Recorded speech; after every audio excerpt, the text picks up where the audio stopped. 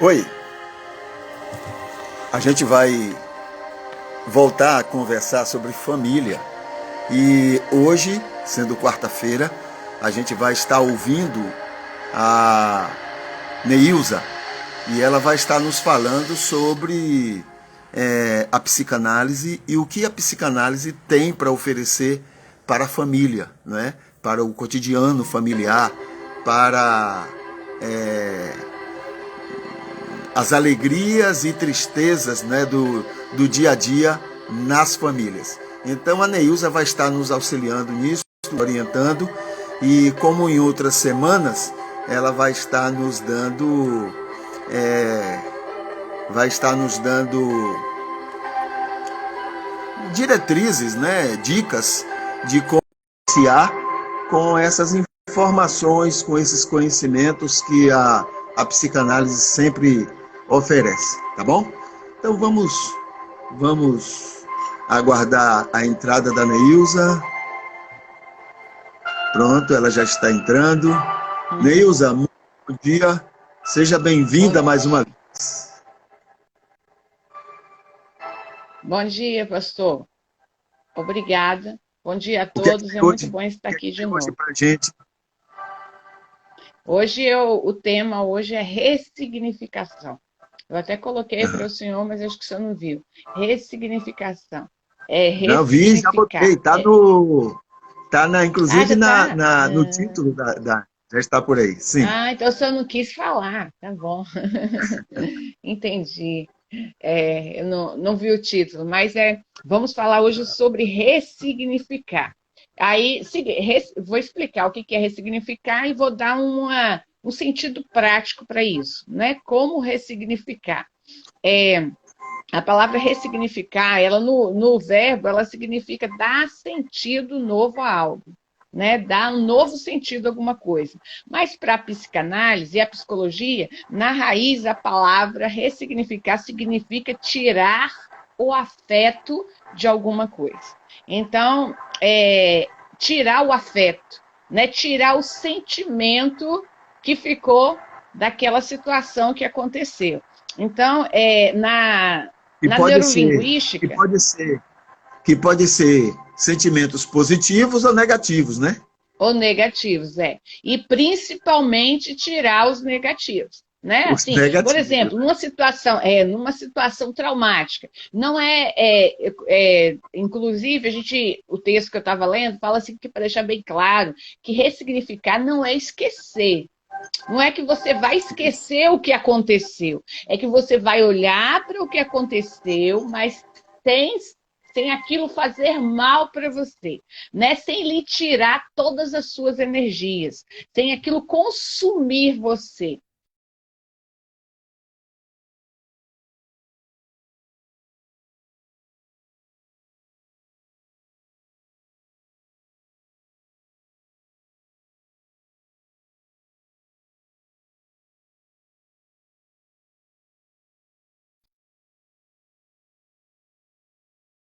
Aquele sofrimento que você passou não te afeta mais e não vai retirar suas melhores energias, não vai te angustiar mais, nem vai lhe deixar nervoso, com raiva, com medo, nem vai te deixar assim. A mesma coisa que quando fala do rancor, é você olhar para aquilo e aquilo não lhe fazer mais mal, né? Não, você lembrar do passado e não lhe fazer mais mal. Aí o exemplo é quando o pai ou a mãe perde um filho por conta de uma tragédia, como um acidente de carro, ou como um assassinato por um bandido, ou mesmo por ingestão de bebidas, né? Excessivas de bebidas. Então, o que acontece? Esses pais ficam com uma lacuna enorme no coração, que é um exemplo, e uma dor que faltam palavras para descrever. É muito difícil a gente conviver com isso, conviver com a ausência de um ser que você mesmo criou, né? A perda de um filho é um dos sofrimentos maiores que existe, assim como a perda de um cônjuge. É muito difícil lidar com isso.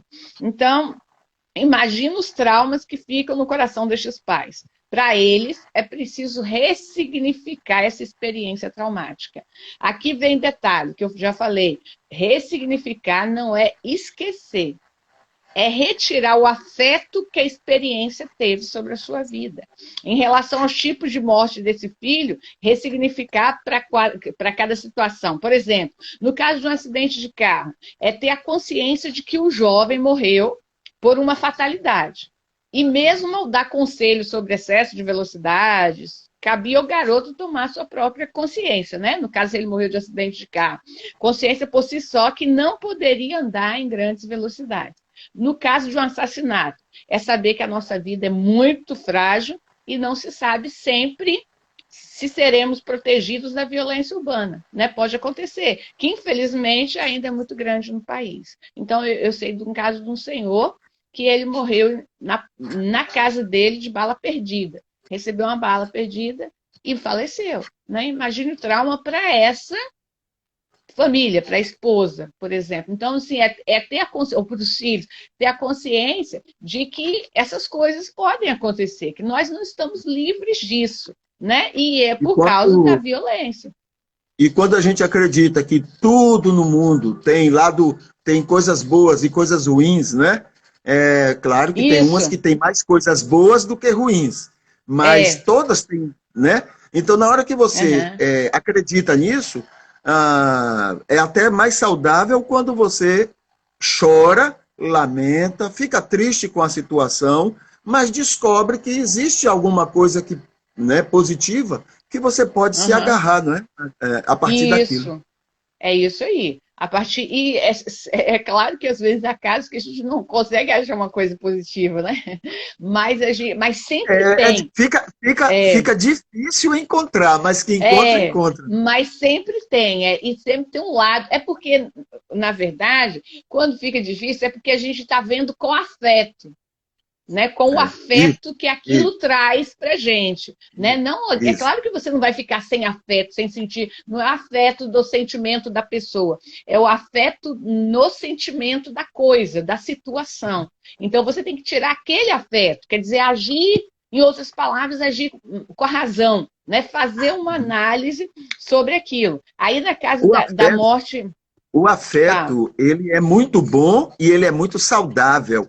Mas quanto mais ele está presente, menos você consegue, não é, descobrir, né, descobrir caminhos, porque ele lhe cega. Né? É gostoso, é bom, saudável, mas ele tem essa característica que precisa de um certo equilíbrio para que você possa, né, ter outros horizontes a partir de tudo, né? É porque a gente faz uma confusão, nós seres humanos, a gente faz confusão entre o afeto na pessoa e o afeto na coisa. Então a gente confunde, a gente mistura as coisas. Por exemplo, se eu não concordo com sua opinião, com a opinião do senhor, aí eu vou e fico com raiva do senhor. E não quero conversar e vou debater. Quer dizer, eu tenho que saber diferenciar. Eu não concordar com a sua opinião não quer dizer que eu não goste do Senhor, que eu não concorde com o Senhor. E a gente faz essa confusão. A mesma coisa em relação ao afeto. Você tirar o afeto da situação ruim não quer dizer que você não gostava daquela pessoa, que você não ama ainda aquela pessoa. Quer dizer que você está tirando da situação. É você não confundir as coisas com as pessoas. Você vai sempre amá-la, aquela pessoa vai sempre vai ser importante na sua vida, vai ser tudo talvez na sua vida, mas só que a situação é que não pode te fazer se angustiar, se culpar, né? Se sentir... Às vezes o pai pode fazer, nesses casos da situação dos pais, eles podem ficar se sentindo culpados. Né? O meu irmão e minha cunhada, há um tempo, perdeu o filho dele por um desses problemas. E aí, às vezes, fica se culpando, né? Porque eu deveria ter agido assim, eu deveria ter feito dessa maneira. Aí a gente deve lembrar que deveria ter feito, mas não fez. Se não fez, então agora, né, não adianta se culpar. Como diz a PNL, você entender que foi a melhor atitude que você podia ter tomado naquele momento. né? A Isso aí. melhor ação, você tinha, com as suas capacidades, com a sua forma de agir, com a sua formação, você agiu da melhor maneira que você poderia ter agido. Às vezes a gente fica eu mesma como tia, ficar, poxa, ele não devia ter agido assim, né? Não falo para ele, mas penso, mas ele agiu da melhor maneira. Eu, como psicanalista, entendo que ele agiu da melhor maneira, como ele podia ter agido, na formação dele, da forma dele, ele fez o que era melhor. Não deu certo. Então, agora Uhum. ele não deve se culpar, ele deve falar assim, não, então não vou agir mais dessa forma. Né? Isso Não aí. agir, mas não se culpar. Então, é isso que é retirar o afeto. Porque não vai trazer a pessoa de volta e ainda vai fazer muito, muito, muito mal para si mesmo. Né? Então, Verdade. você deve agir dessa forma, retirar. No caso da pessoa que morreu por ingestão de drogas, né? Também depende das escolhas pessoais do jovem. Nesse caso, apesar do pai ter criado, ele falou assim, podia ter agido diferente, mas foi o jovem que escolheu isso. Né? Ele fez as escolhas dele. Então, nesse caso, é preciso ter consciência e ensinar os filhos que as drogas podem matar e fazer um mal terrível. Né? Deve agir com prevenção, os pais. Para esse caso, a melhor forma de ensinar é através do exemplo pessoal. Mas lembre-se, às vezes, até com exemplo pessoal, um filho pode enveredar para o mundo das drogas. Então, a gente não se culpar por isso. Falhei em alguma coisa. Falhou. Mas, né, às vezes nem falhou, às vezes você não age assim. Geralmente os filhos que entram nas drogas, a maioria deles, 90% ou mais, os pais não se envolveram com drogas. Não se envolvem, né? Mas eles se envolvem. Então, o exemplo pessoal é importante, mas nesse caso, não é suficiente. Então, quer dizer que, mesmo que isso aconteça, mesmo que você dê exemplos, que fale, que evite, pode acontecer. E se acontecer, você não se culpar por isso, né? Porque pode acontecer. Já entender e simplesmente não se culpar. Não culpar a si mesmo é interessante e não culpar ninguém também. É Exatamente. responsabilidade dele, é culpa dele, é não sei o que, ou é culpa do camarada que deu para ele a droga. Aí é culpa de, né, a gente sempre, ou a culpa do cara do carro. Não adianta culpar, né? Porque não vai resolver. Então, a gente Eu tirar tenho, o afeto. Fala, eu tenho professor. lembrado que às vezes você passa 20 anos, 30 anos ensinando corretamente um filho, né? Na Aham. melhor educação, no que você pode oferecer de melhor. Porém, com 2 semanas de má companhia, ele joga 30 anos na lata do lixo, porque a companhia tem um poder, né, Maior, poderoso na vida.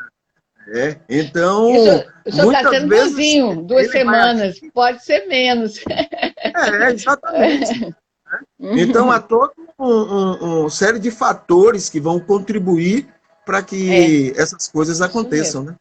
né?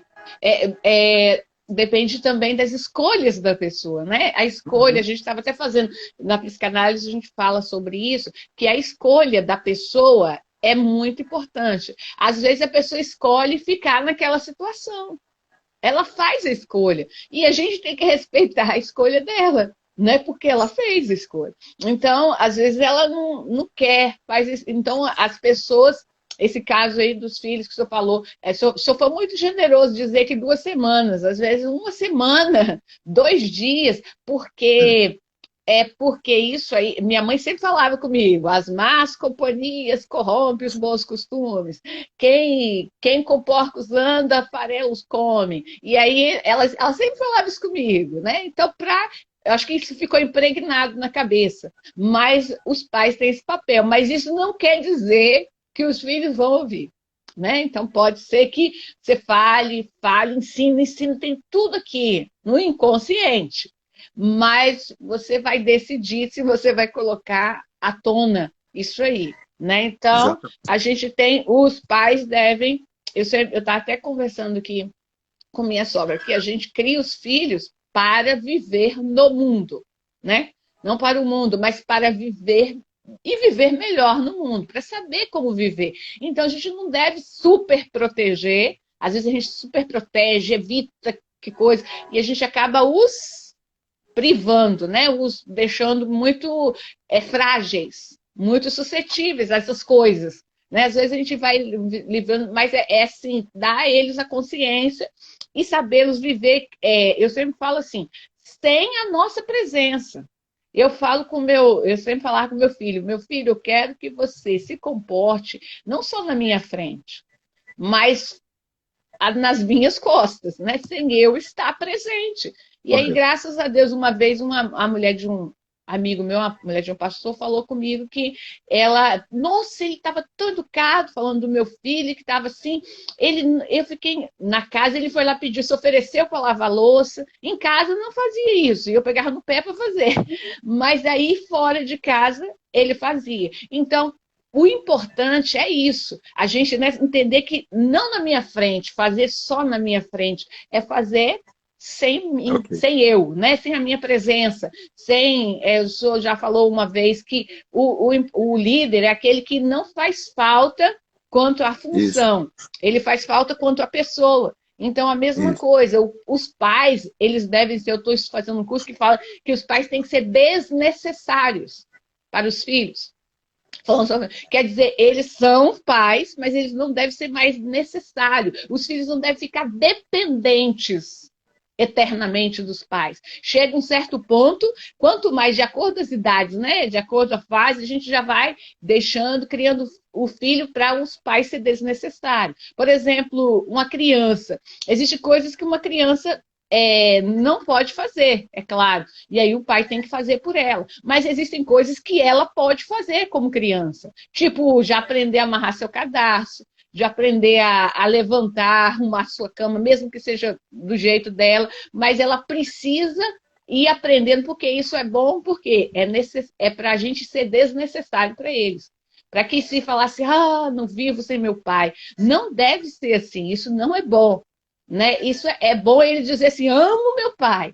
Meu pai vai fazer muita falta, minha mãe vai fazer muita falta, mas sabe viver sem ele.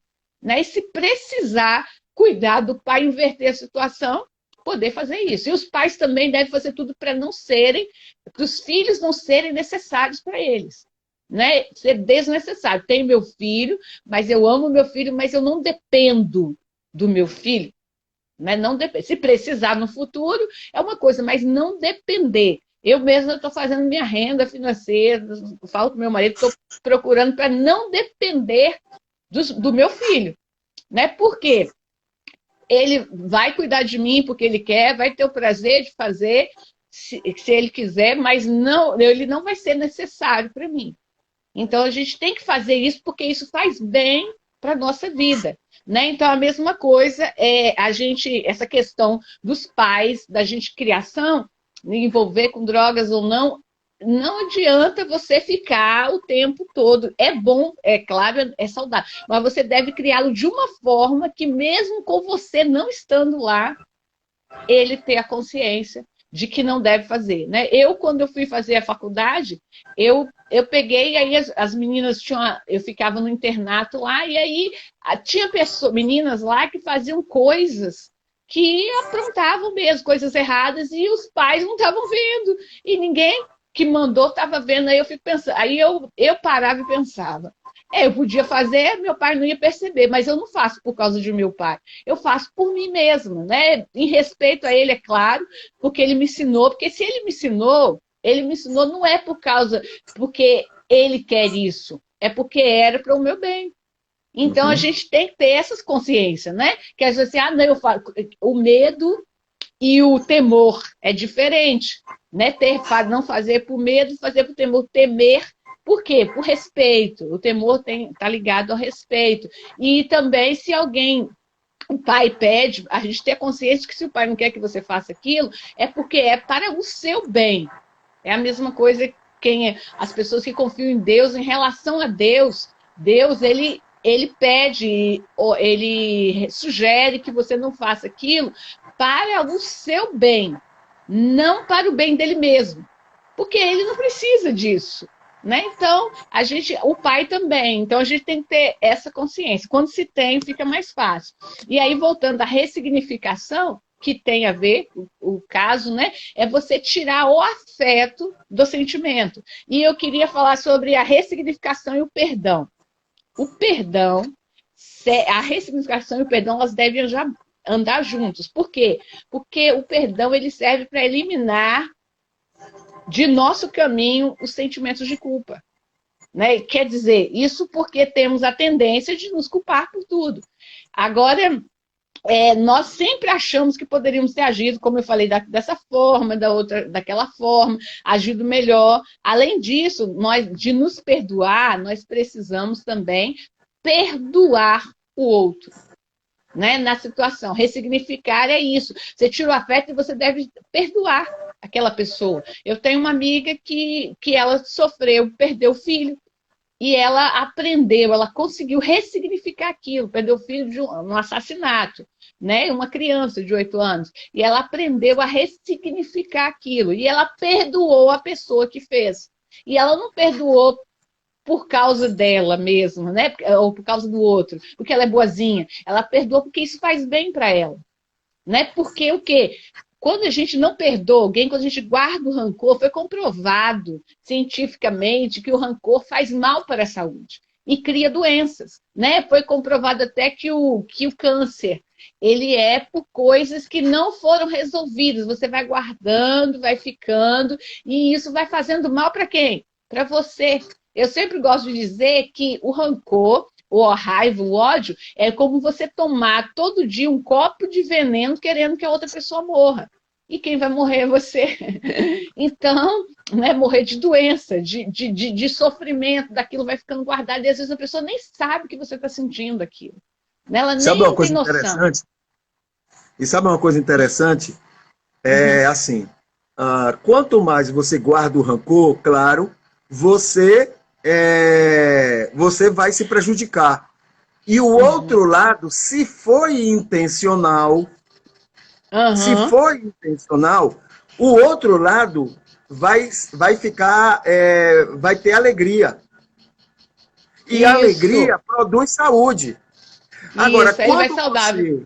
Não é? Agora, quando você não guarda rancor, e você então vai agir sem esse rancor, o outro lado fica chateado.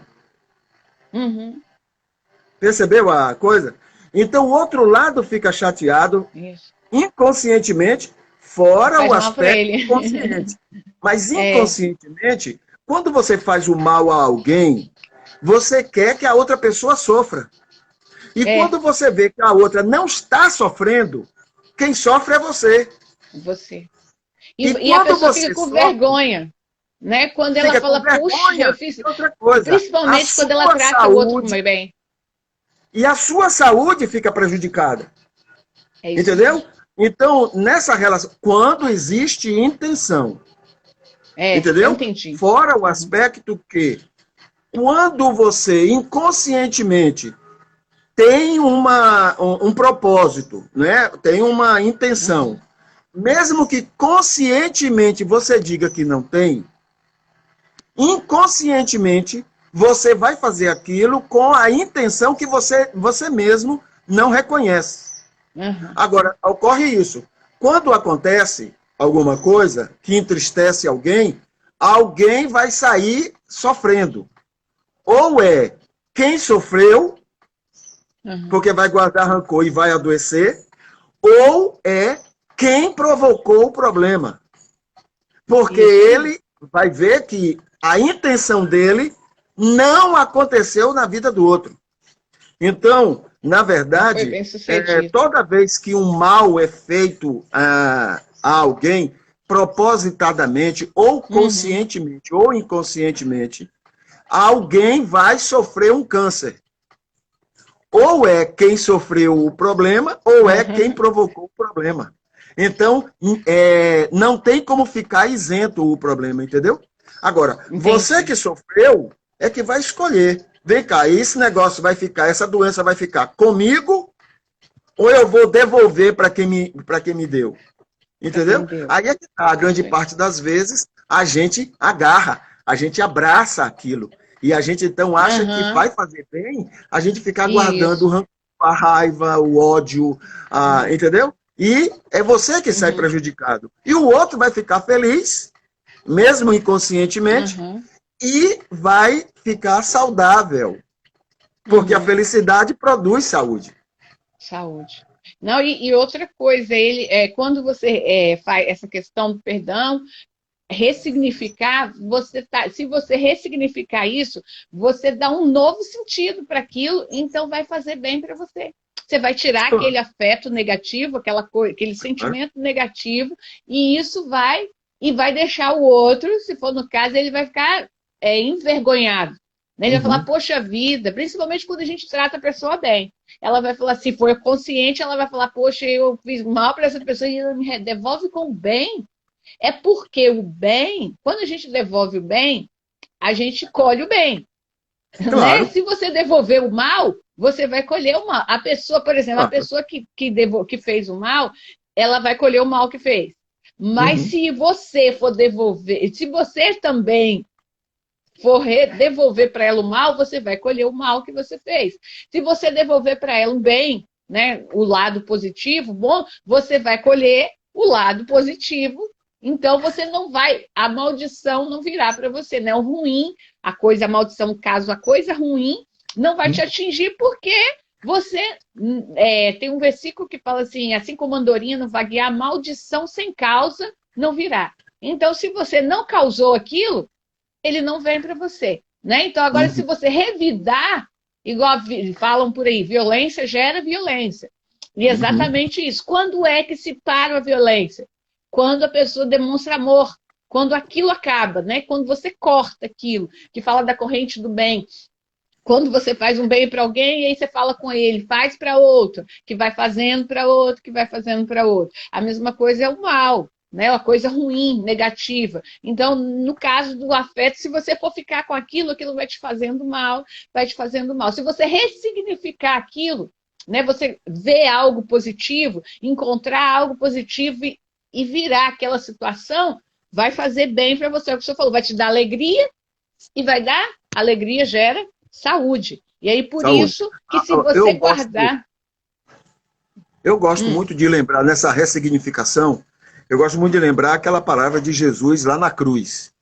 Quando ele estava sendo ofendido, xingado, cuspido, blasfemado. Isso. E ele disse assim, Pai, perdoa-lhes porque não sabem o que fazem. E ele sabia o que estava falando. Entendeu? Ele ressignificou a situação. Em outras palavras, ele disse assim, olha, daquele mato não sai coelho. Entendeu? Então você compreende que o mato está dando o que ele sabe que o que é dele. O que ele tem condição para dar, né? Recentemente eu assisti um filme, e o filme, eu esqueci o nome, mas é um filme muito conhecido.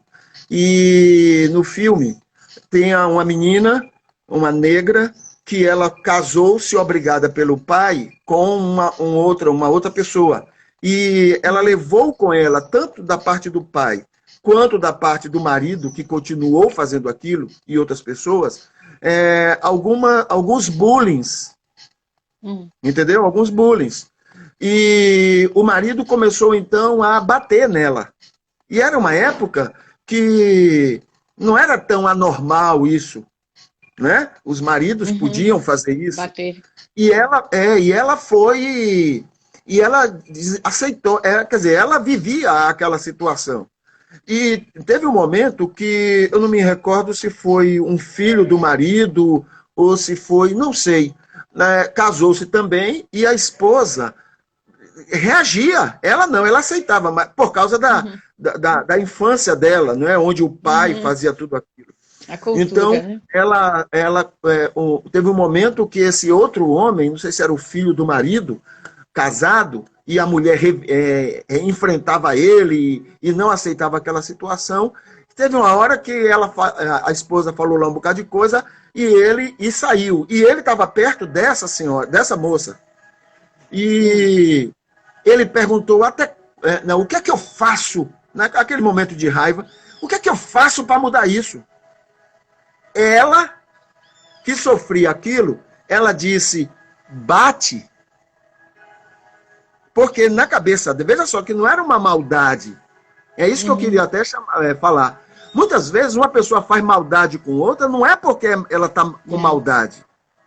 mas é É isso. porque é o Ela estilo de vida aprendeu dela. aquilo, é. Aprendeu Aprendeu aquilo. aquilo. Uhum. Às vezes você diz assim, mas eu espero que ela compreenda que está fazendo errado. Não, ela não vai compreender, porque aquilo faz parte da vida dela, faz parte Uhum. do crescimento, do desenvolvimento dela. Entende? Agora, tem um negócio. Quando você, não é? Quando você, mesmo que sua criação, seu jeito, seu Uhum. estilo de vida, diga assim, não, tem que fazer esse mal para aquela outra pessoa, para ela aprender. Esse é o argumento. Eu vou fazer isso porque tem que ser feito para ela ou ele aprender. Na hora que Uhum. você faz isso, o que é que você espera? Você espera que o outro sofra para poder aprender.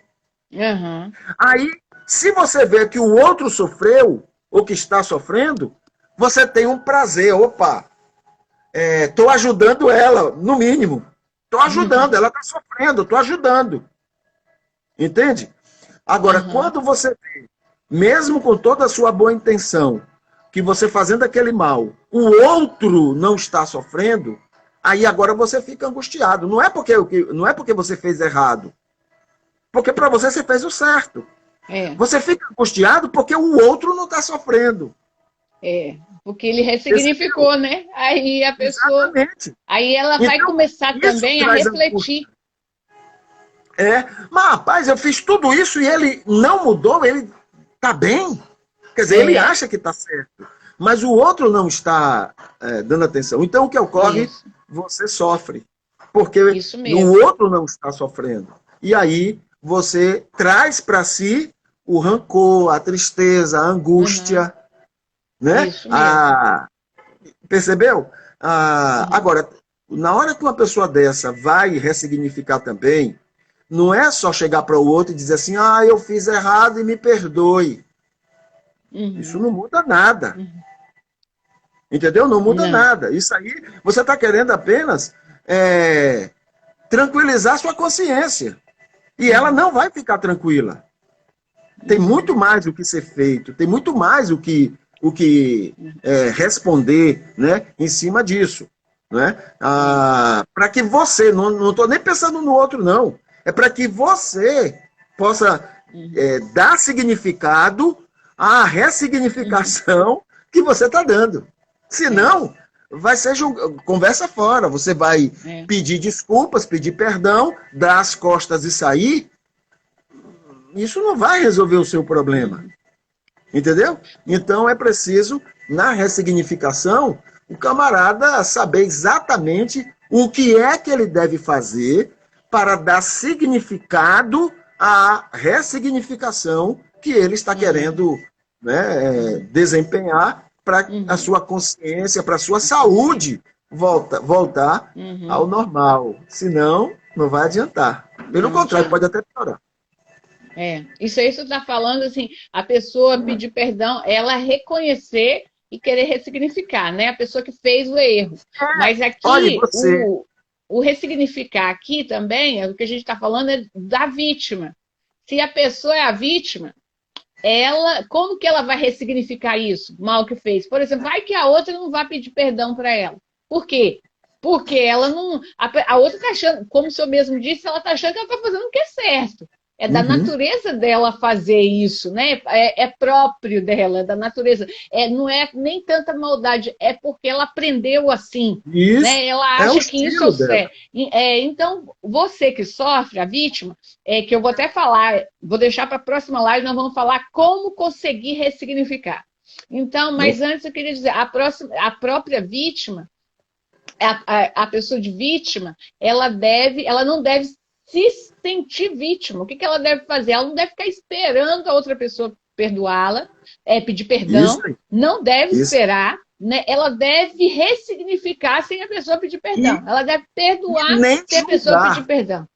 Nem Nem julgar. esperar e nem É, julgar o outro. isso. Porque, na É isso verdade, mesmo. grande parte das vezes, a outra pessoa fez aquilo, nem estava, né, conscientemente, nem achava que estava fazendo mal. É.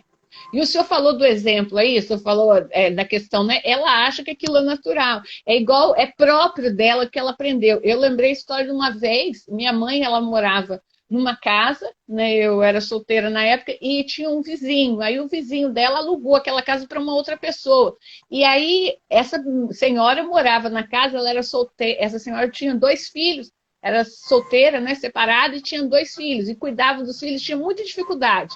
Aí o ladrão entrou na casa dessa senhora, e na frente tinha a farmácia, um ponto comercial do dono da casa. Aí alguém entrou na casa dessa senhora e roubou todo o dinheirinho que ela tinha. Aí minha mãe chegou e falou assim, mas gente, esse ladrão não podia ter a consciência de que ela é mãe solteira, que ela precisa desse dinheiro, que era o único dinheiro que ela tinha. Aí o dono da casa virou para ela, começou a rir e falou assim, com minha mãe, Dona Isaura, como que ladrão vai ter consciência? Aí, que é assim a natureza, o ladrão. É igual quando alguém, esse caso aqui, perdeu um filho, alguém assassinou o filho, né? Injustamente, um assalto, alguma coisa, e vai e mata uma criança de 8 anos. A gente tem que entender o seguinte, é próprio da natureza dele. Ele não vai ter compaixão. Ele foi ali para roubar mesmo e para matar mesmo. E, por um acaso, foi você a vítima, né? Aconteceu no momento. Então, você não vai querer que ele tenha. Puxa, ele é sem coração. Ele não tem consciência, mas ele não vai ter. Então, não adianta você ficar sofrendo com isso, porque é algo que é da natureza dele, né? Não espere o que o senhor falou, não julgue, nem julgue e nem espere o perdão. Espere que ele mude. Você que deve não processar aquilo, não sofrer com aquilo, tirar o afeto da situação, né? Da situação. Morreu, meu filho, morreu. Tá fazendo falta, tá. Mas tirar o afeto da situação, né? O que eu posso aprender com isso? Como eu vou sobreviver daqui para frente? Então é essa atitude que você deve agir, né? Como você deve fazer. Aí eu vou falar semana que vem como conseguir ressignificar. Porque também não é fácil, né? Não é, todo mundo vai conseguir, você vai conseguir. Então eu vou deixar para a semana que vem, né? Porque para não ficar muito extenso. Mas é isso aí. A gente não deve julgar a questão do perdão. E aí eu vou falar semana que vem também sobre o passado. Na ressignificação e o passado, a importância da ressignificação também com o passado, que a gente deve olhar para o passado, mas em relação ao perdão, a gente deve perdoar, né? Perdoar a si mesmo, no caso que fez, né? Qualquer situação que aconteceu, na relação perder alguém, não se culpar e não culpar o outro. Ah, meu marido morreu de alguma coisa, nessa pandemia, alguém morre, né, por causa do vírus. Aí é o vírus, por quê? O coronavírus. Porque alguém contaminou. Então, a gente também não culpar a pessoa que contaminou, porque talvez ela nem se culpar também. Meu Deus, a gente cuidou tanto, devia ter guardado, devia ter feito isso. Não adianta, nessa situação, culpar ninguém. Não, né? Quanto à contaminação de hoje em dia, eu acho que a gente tem que culpar mesmo, porque está dizendo, fiquem isolados. É a conversa de todo canto. E ainda assim as pessoas se juntam. Tem que culpar mesmo. Ah, mas eu não sabia. Sabia. É como quem bebe e vai dirigir. A lei hoje, ela diz o seguinte, quando você bebe e vai dirigir, você está assumindo o risco. Isso aí, o risco de morrer, né? Que aí, entendeu? Aí qual é a melhor orientação? É não até o dirija. homicídio culposo, né? Claro, se beber, não dirija. Agora, que é considerado homicídio doloso. Né? Eu não peguei a doença. Não pegou, mas pode estar carregando. Isso aí, é verdade. Entendeu? Eu não tenho sintoma, mas está carregando. Então, tem que culpar mesmo. Tem um vídeo que eu estou distribuindo, colocando semanalmente na rede social, de uma propaganda lá do Ceará. E a moça falando, meu amigo secreto, porque era época de Natal, meu amigo secreto era meu pai. E eu matei meu pai. Porque eu expus o meu pai às doenças que eu ia lá na rua colher. Meu pai estava dentro de casa, protegido. Mas eu ia para a rua, fazia contatos com pessoas, não me cuidava, e eu levei a doença e matei meu pai. Então tem que culpar mesmo. A gente precisa É. criar essa coisa da culpa. Porque senão eu faço caminhadas, né? Aí eu vou com minha máscara, me sinto até um bandido saindo, fugindo de um banco, né? Aí eu saio com a máscara. Um monte de gente sem máscara.